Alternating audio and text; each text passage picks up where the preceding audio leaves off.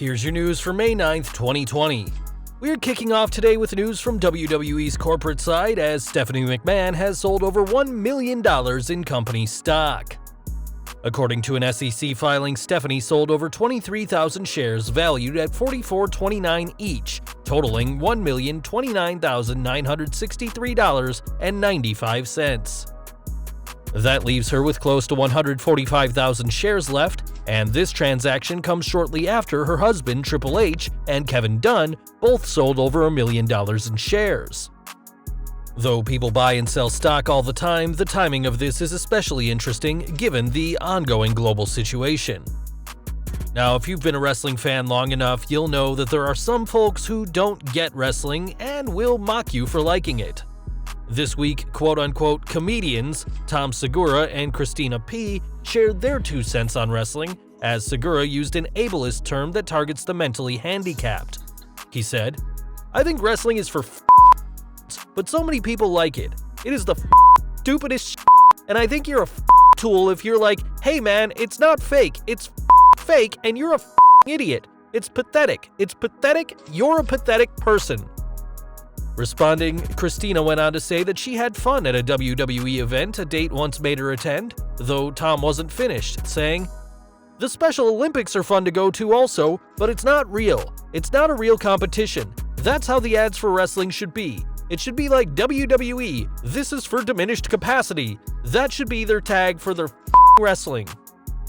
Unsurprisingly, these comments didn't go over well in the wrestling community as Dolph Ziggler, who has worked with the Special Olympics as part of WWE, said that he was a fan of the pair, but also proud to be a wrestler.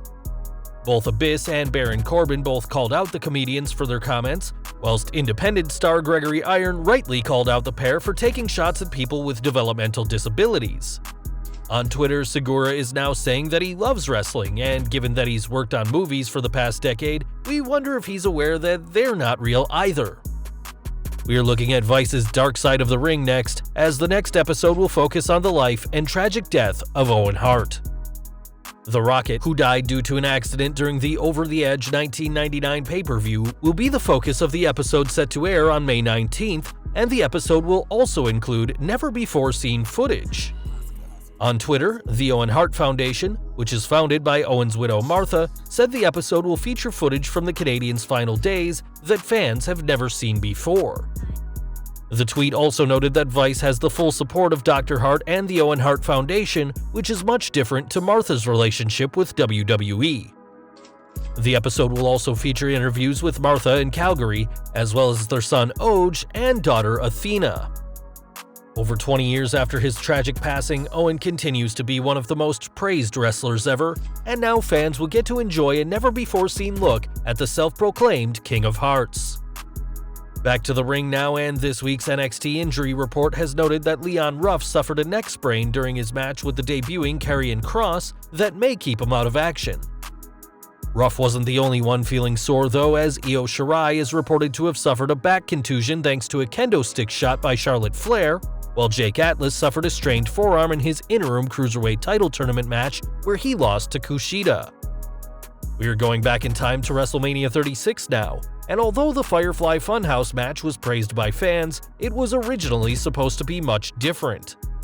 While the scheduled match was always John Cena vs. Bray Wyatt, the match wasn't supposed to be the cinematic event fans got to experience.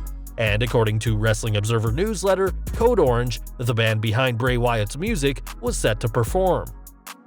Of course, those plans were changed, and Code Orange wasn't the only musical act to be snubbed, as Bowling for Soup were meant to perform their song titled Alexa Bliss for the entrance of Bliss and Nikki Cross, who won the women's tag titles from the Kabuki Warriors. With guidelines limiting how many people can gather in one place, it's not surprising why these musical acts were canned, and perhaps The Fiend or The Goddess will get a live performance when things get back to normal. Speaking of WrestleMania, one man who impressed at this year's show was The Undertaker, who returned to bury AJ Styles in the Boneyard match. With a new documentary series coming, the dead man recently sat down with ESPN and spoke about his WrestleMania match from 3 years earlier where he lost to Roman Reigns. Being handed his second Mania defeat ever by the big dog, the Phenom was very honest about not liking the match, as he said, That was one of those times it was tough having the cameras there. That was the first time I watched that match back. I was so disgusted with it that I didn't want to watch it back." Undertaker went on to say that during catering before Raw the next night, wrestlers would watch replays of their Mania 33 matches, but he couldn't bear to watch it with other people. The dead man also spoke about how he knows he isn't competing at the same speed he was once at, but added that even after Brock Lesnar broke the streak, the Reigns match was still a huge deal. He said, "It was important for his career, especially because he was going over. For me in that role, I wanted to do the very best that I could do for Roman. I think the world of him. You want to be able to do the best you can for him, and you know you have no business being in that ring." In the interview, the legend admitted that he could have just played it safe, but said that it wouldn't have been fair to Reigns, but also said that no matter how hard he tried, the match still wasn't great. He added, "You could just tell from the expression on my face that I wasn't really pleased with it." Fortunately, this year's match was much better, with many considering it the best Undertaker match in years, but given that Reigns is absent from television and The Undertaker is a part-time performer, who knows when either man will be back in the ring. From WrestleMania to SummerSlam now, as it looks like WWE will have to make some major changes to this August's SummerSlam pay-per-view. This week, Boston Mayor Marty Walsh announced that the city is planning a, quote, healthy reopening when it's safe, but also added that all parades and festivals in Boston won't take place until after September 7th. Though Walsh added that Beantown would consider smaller events on a case-by-case basis, he warned that promoters should look for alternatives if their events bring in large crowds like WWE. As of right now, SummerSlam is still scheduled to take place at the TD Garden in Boston on August 23rd, but it looks likely that they'll have to move. The biggest party of the summer wouldn't be the only WWE event, as the schedule also includes NXT TakeOver Boston on August 22nd and the post-SummerSlam Raw on the 24th. Though WWE could move SummerSlam to the Performance Center like they did with WrestleMania, it's obvious that they'd rather have a crowd. But unless they can find another host city or the ongoing global situation improves, WWE may not have a choice. We've got more pay-per-view news next, as fans will remember the much-botched Super Showdown match between The Undertaker and Goldberg last year, and one person who especially didn't like it was Michelle McCool. Speaking to the New York Post, McCool said she was scared for her husband and didn't know if the dead man was going to be okay, saying, "That was really scary for me. Obviously knowing the business, as soon as I saw that I texted our doctors. I was like, is he okay? Because it looked bad. You're centimeters away from doing some real damage, so I knew it was bad." McCool went on to talk about how after most matches, the dead man will respond with an "I'm good, babe," but that wasn't the case after the Goldberg match, as he told her, "My back is jacked up, my neck is jacked up."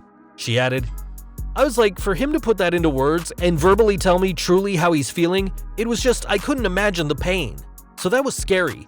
Knowing now he's got to fly so many hours across the world, and he had an appearance the next morning when he landed in the States in Boston or somewhere that he's not going to say no to." McCool added that it was only when he watched the match and the documentary did the Phenom see how close he came to serious damage.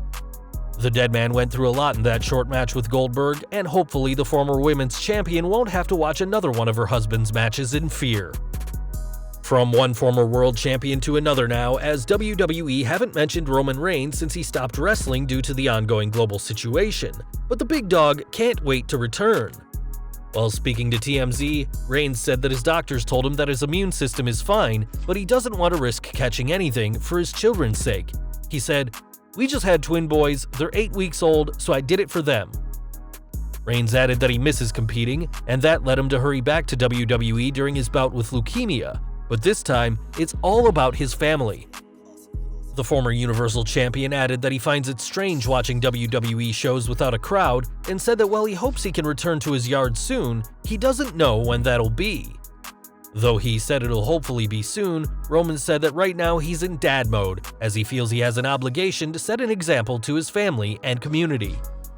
It's clear that Reigns wants to be competing right now, but with his own health and the health of his children, the big dog has plenty of reasons to take a break from the ring. Speaking of the ongoing global situation, WWE hasn't had fans at their shows since the March 13th SmackDown, though there is hope that crowds could be coming back very soon.